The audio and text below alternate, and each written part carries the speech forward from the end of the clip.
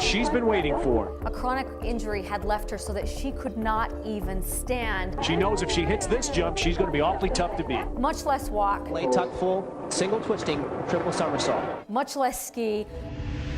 Oh, she did it! She did it!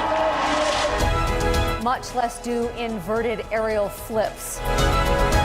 Her tenacity and her refusal to step down from a challenge brought Nikki back to the top of the freestyle skiing podium.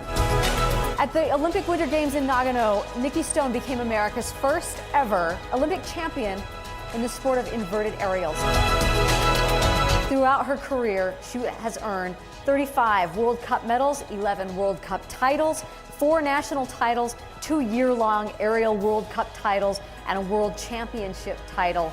I could see 40,000 people at the bottom of the hill, and the winds were gusting up to 50 miles per hour. I want you to think of something positive, something that empowers you. A majority of Nikki's time is now spent and dedicated to encouraging and inspiring audiences around the country.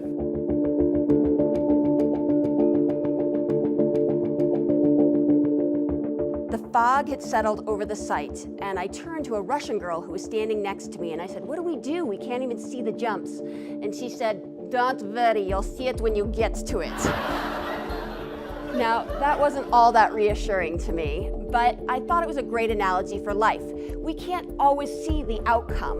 We just have to take the risks and that leap of faith and know that we will see it when we get there. Explaining in detail how she achieved success and that they can do the same when they stick their necks out.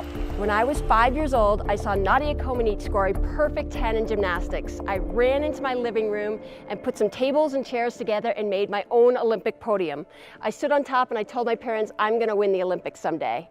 And they sat me down and told me about a philosophy for success, and they called it the turtle effect. And they said that I had to be like a turtle. I had to be soft on the inside, I had to have a hard shell, and I had to be willing to stick my neck out. And I asked myself, and I ask you, if success is how high you bounce after you hit rock bottom, do you want to have a soft outer shell, or do you want a hard outer shell? And I would take a super ball with me. Every day I would go to the gym. And when I was lifting those heavy weights, it would be that visual reminder I needed to remember to have that hard shell and to make sure that I was staying strong in order to come back.